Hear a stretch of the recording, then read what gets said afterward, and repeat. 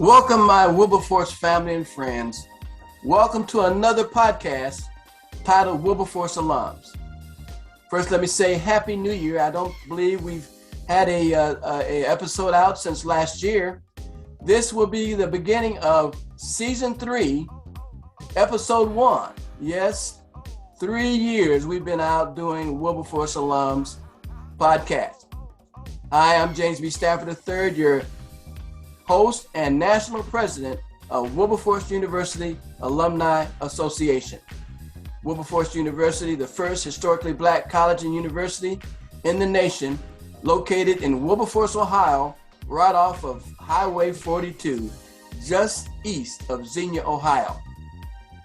The purpose of these podcasts is to highlight and profile alumni of Wilberforce University, to share with you their successes as they walked across the stage at graduation from Wilberforce University.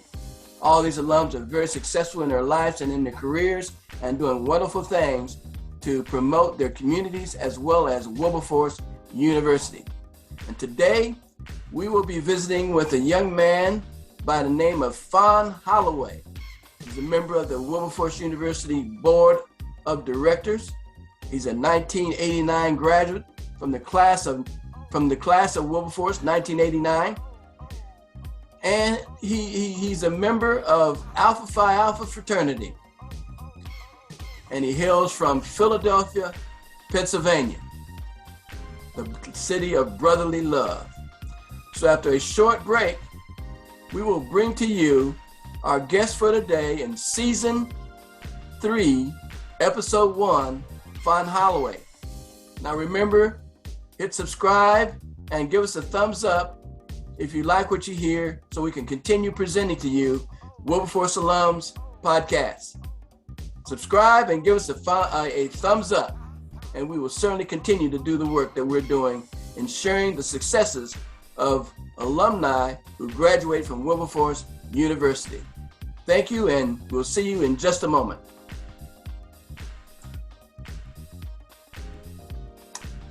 Hey, my Wilberforce family and friends, I'm back again. And as you can see, our guest today in Season 3, Episode 1, is none other than Fon Holloway, graduate from the class of 1989. And we're so glad to have him. He's been very instrumental in what we do with Wilberforce University Alumni Association. He's on the board. He chairs our communication committee. Man, this guy just got it all. He does it all. And, we'd be lost without him, especially during our annual conference last year. We handled all the electronic and media stuff, man, for us. So he's a super guy. And he's also a member of Alpha Phi Alpha fraternity. So, right, I'm not going to say anymore.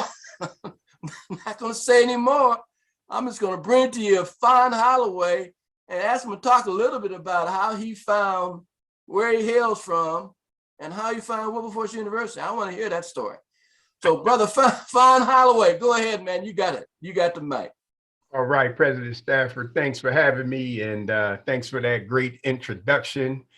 I hail from the city of brotherly love, Philadelphia, PA, and I am a graduate of Central High School, the 243rd class, as we say, 243, 1984.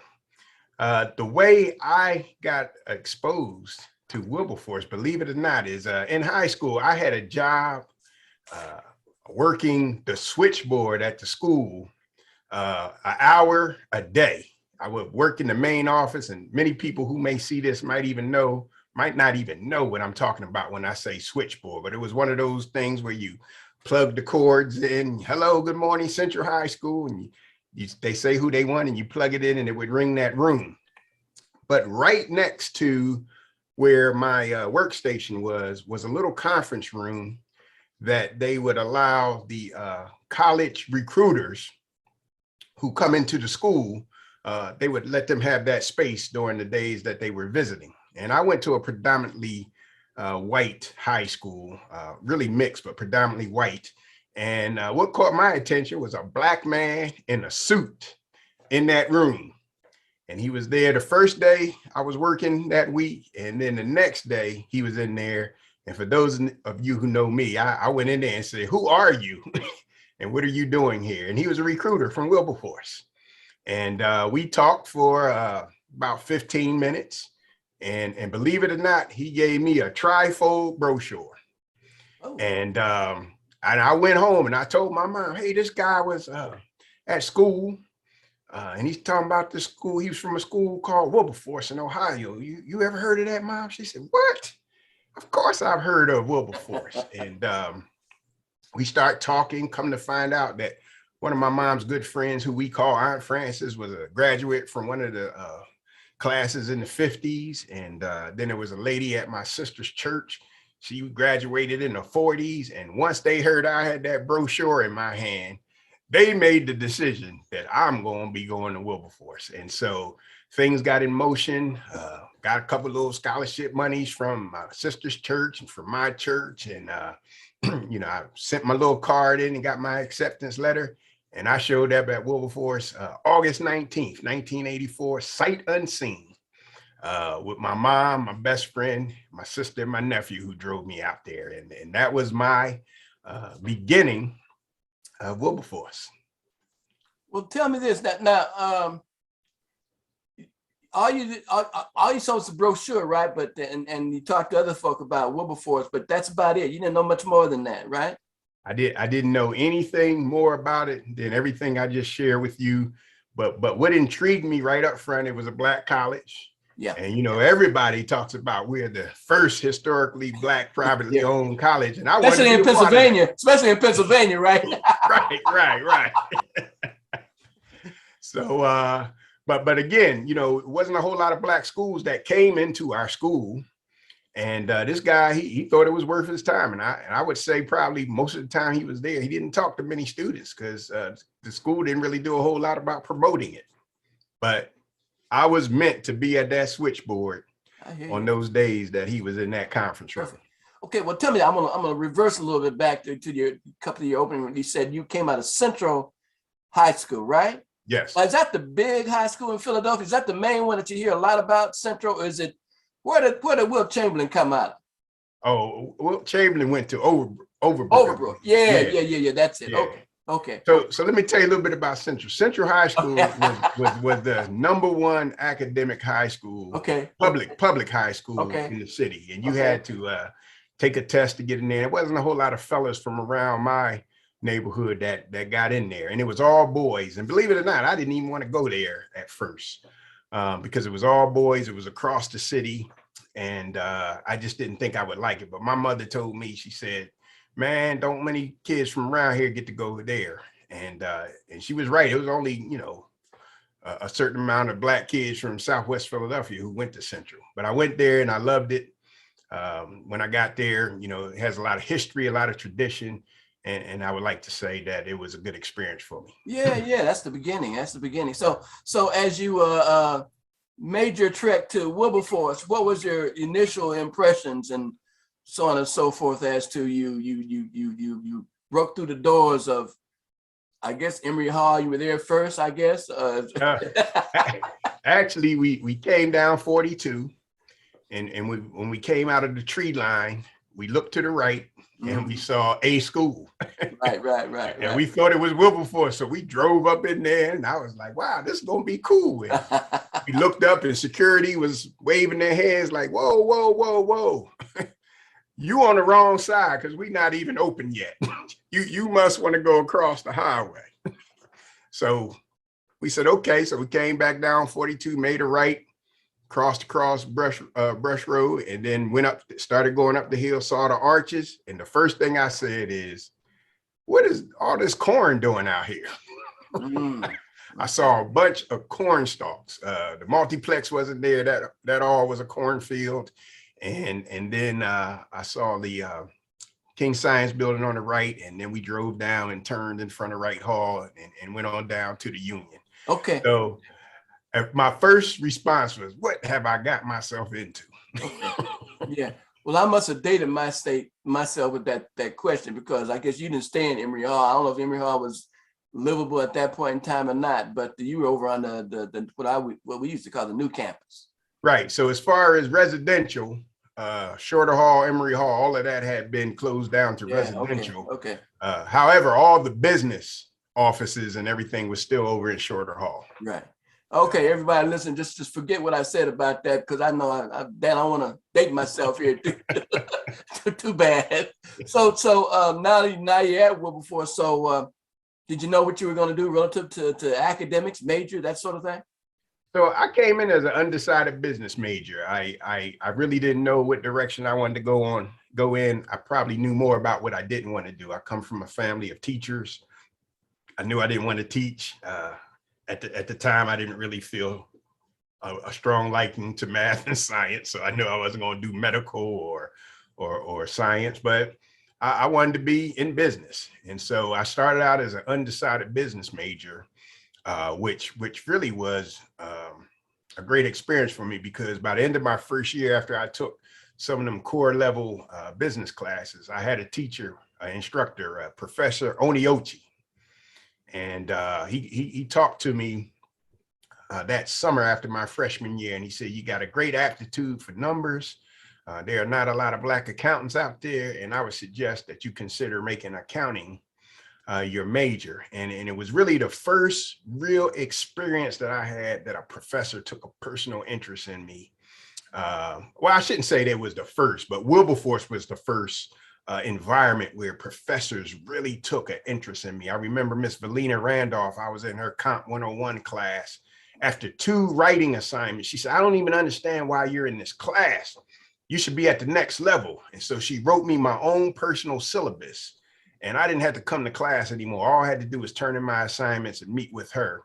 Wow. And so it was a great experience of professors really having a personal interest in your success and affirming that you are a good student or a worthy student or a student with potential. And that's a word I heard quite a bit from professors, even when I didn't like them. "Why are you messing with me?" "Well, you got potential, and that's why I mess with you." Amen.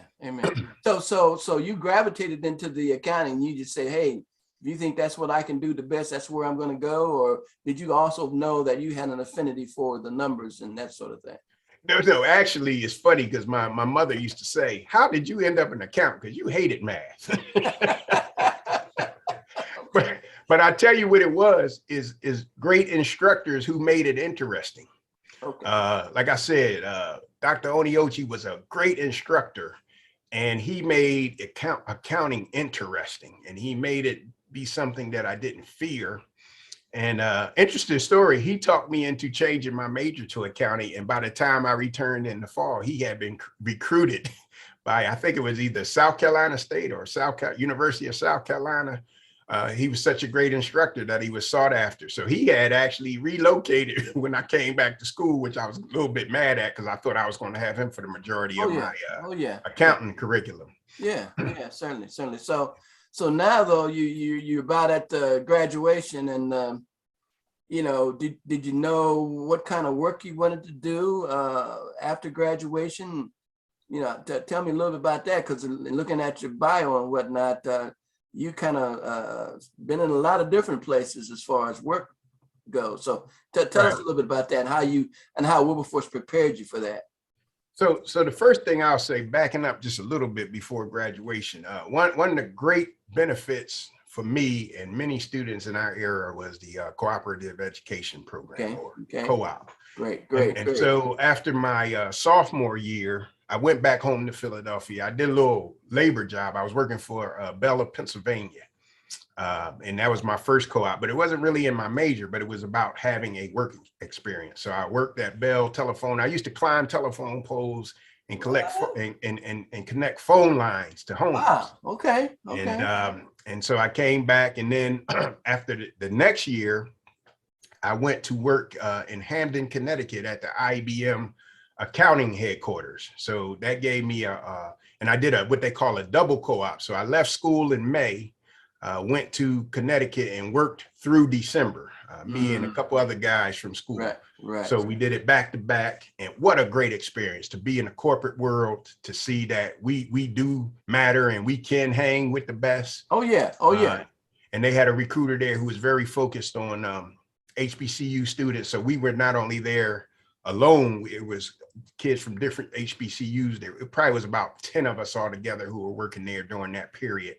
And we did things like made major presentations to the high level accounting managers and things of that sort. So by the time I was getting towards graduation, I knew a little more about accounting than just the CPA route. I knew the corporate route.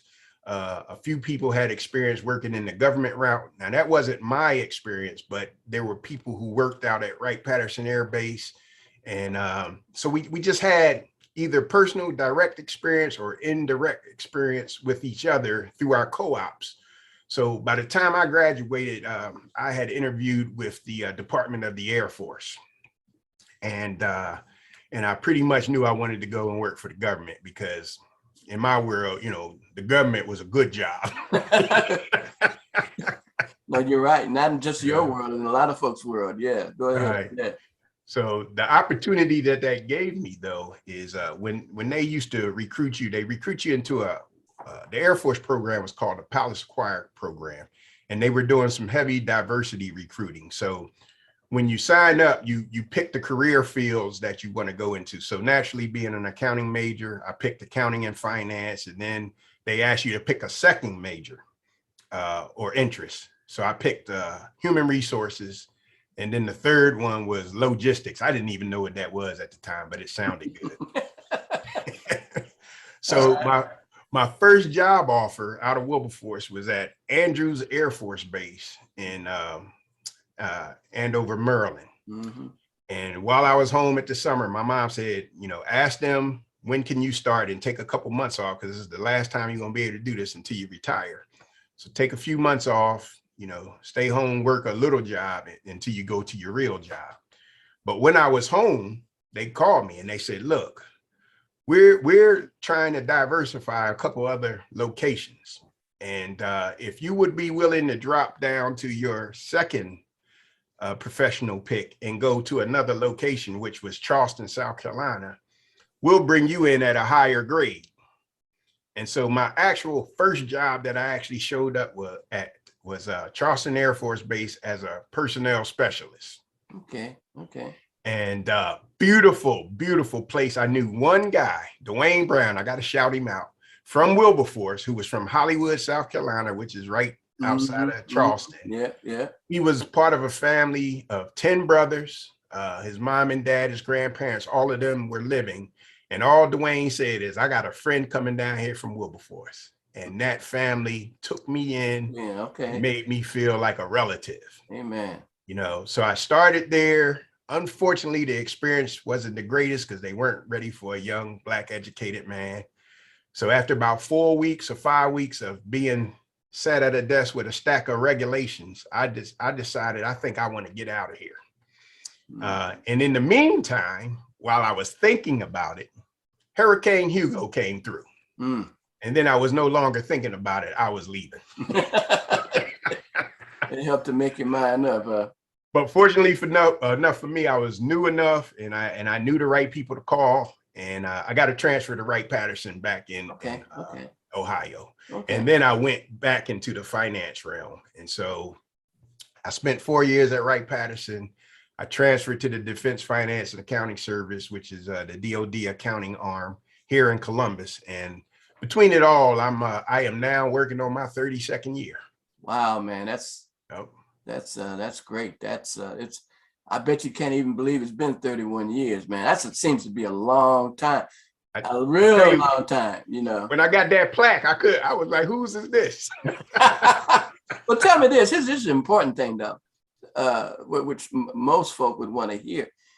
How do you feel relative to whether or not Wilberforce prepared you for your career as to how you experienced it? For me, I never felt that I was ill-equipped. I always thought I was equipped. I thought I had been taught well, and I thought I deserved every place that I've been. Like I said, in those co-ops, we really were able to show that, you know, we were in there with white kids and people from other schools, and we were a part of the cream of the crop. So for me, I always thought that my education was right on par or better than others, because not only did I get the academics, I got the relationship training, I got the network training. And then once I was in the professional world, I had a resource of always being able, I've been here in this area generally. So whenever I had some issues, I would go back to campus and talk to my professors. And even a couple of times I had a couple of entrepreneurial experiences. I went and talked to the Dr. Abasagis and the Dr. Jack Williams and asked them, hey, is this something smart for me to get involved with? What do you think? So I always thought I was equipped, and I always thought I had a resource to go back to, either call or just drive down there to coach me and to counsel me on how I should be looking at and dealing with things in the workplace. That's real interesting, man. It's good to hear that, how Wilberforce prepared you, because I feel the same way, relative to my direction as to how I ended up. And I really didn't end up in the area that I majored in, but basically it taught me, how to make adjustments, and that sort of thing. So now one other thing I would share too is when I was in school, we had a Professor Sandra Overby. We used to have it was called an Introduction to Co-op or some, I think that was the name of the class. But from day one, we were taught how to dress correctly, how to interview correctly, how to put your resume together, how to hold your head up straight and talk to people with some confidence. And then I had public speaking with Miss Gloria Smith, who was one of my favorite teachers. But it's just so much that I look back on that even then, when I might not have appreciated it, these were things that still today I depend on in terms of communicating effectively with folks, building positive relationships and things of that sort. Man, I could talk all day on the different things along the line that I can look back on that really made a difference. You'll often hear me say, I refer to my nickname for Wilberforce is the Nutcracker. And the reason why I say that, I was a nut that came to school, and you can't enjoy and get all of the fruits of the nut until you crack it open, right? Well, Wilberforce believed in me before I believed in myself, and cracked me open. Amen. And allowed me to realize all of these things inside of me, that if I would hone those skills, and if I would learn, and if I would get out of my comfort zone, I would be okay. And that all happened at Wilberforce. It didn't happen at any other place. I'm not one of these guys who has multiple degrees from multiple schools. So I can tell you it was Wilberforce for me. I got you. And I believe Wilberforce had the same impact on many, many, many other students that walked the halls of Wilberforce University. Now, I know you've been back in Columbus, and I guess you're Ohioan now. Even though I have children who are Buckeyes, but not me. You know what? That's funny. You should. I grew up in Illinois, and when I came to Ohio, man, they said, "Well, you're a Buckeye fan." I said, "No, I came from Illinois. Illini is where I have my allegiance." So I never became a Buckeye fan, even though I almost ended up going to a graduate program at Ohio State, but I didn't. So how long now? Where's your wife come from? How'd you meet her? And you got children now, so what's that road? So the job transfer back to Wright-Patterson blessed me in many ways, not only professionally, but it put me in Dayton, Ohio, and I went to a business card exchange event one Friday evening, and that's where I met my bride, Sharon. So I attribute getting back to Ohio and working at Wright-Pat with putting me in the right place to expose me to my lovely wife. We're about Amen. We got to give her a shout out, man. Right, that's right. That's right. Next to every great man. Amen. That's right. Give her a shout out. We're about to hit 26 years in April. We have 2 college-age children right now, so we're experiencing what I call temporary empty nestedness right now. Yeah. Well, but no, I've been blessed. But I met her in Dayton while working at Wright-Patterson. Perfect. Well, I mean, those are good. That story, your story, man, is one that students and kids coming into Wilberforce need to hear, to know that you can make it as a graduate of Wilberforce University. You can be successful no matter what you end up doing. You can be a success at it, and Wilberforce University gets all the praise and for helping that to take place, because it's a fine environment to go to school in. And I had the experience of being in the HBCU and the PWI environment as well. So I know what Wilberforce did to me. So I'm glad. Now I can't do anything like this without mentioning my whole Wilberforce experience. I never knew who was watching me, but I have two nephews. They unfortunately, they both are deceased now, but I have two nephews who followed in my footsteps. My oldest nephew was Bryant Parker. I think he was class of 96. I can't remember exactly. And then my nephew, James Parker, who was the class of 2006. Both of them matriculated at Wilberforce. Both of them went on and got their graduate degrees.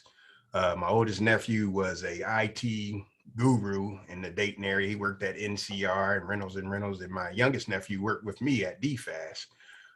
Unfortunately, they both had an illness that took them out. But my experience at Wilberforce and the things that they saw me doing in my life made them want to come here too. So we got a little legacy. I just felt like I wanted to mention their names here because Wilberforce is big in our family. No, that's perfect, man. That's perfect. Yeah. No, you need to do that, to give a shout out for anyone that walked through those halls. Well, Wilberforce and family and friends, we're visiting with Fon Holloway, the class of 1989. Now, of course, you need to, if you like what you hear and you want us to continue with this kind of content, give us a thumbs up and make sure you subscribe to Wilberforce Alums podcast. We certainly would appreciate it. We can continue with the work we're trying to do to make Wilberforce University as known as any other college and university in this country, which we know it is because we went there. So we know it is. So give us a thumbs up and hit subscribe. And we'll certainly continue to do what we're trying to do in profiling those successful alums that came across the doors and walked across the stage as graduates of Wilberforce University Alumni Association. Okay, all right.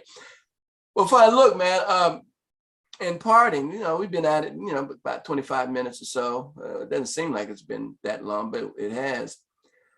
But give those folk who are looking at Wilberforce today some parting words. What would you want to tell them about, making Wilberforce University as their choice to continue their higher education? What kind of parting words would you leave with them and us at this time? The first thing I would say is don't let the size fool you, because Wilberforce is small and mighty, and Wilberforcians and Wilberforce are resilient.